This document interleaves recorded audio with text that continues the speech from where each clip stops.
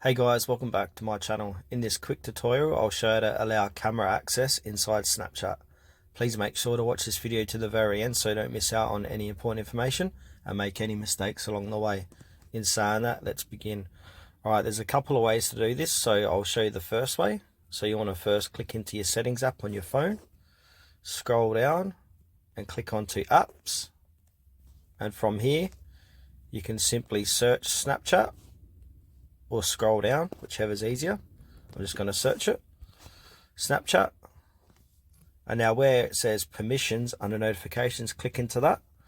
So if your camera is turned off, it will look similar to this, so not allowed. As you can see, camera is not allowed. To enable this, click in the camera and either click on allow only while using the app or ask every time, either or. If I go back, and now as you can see, camera is now allowed inside Snapchat. Alright, the second way to do this, the faster way, is to click and hold on to Snapchat. Click on the little I button.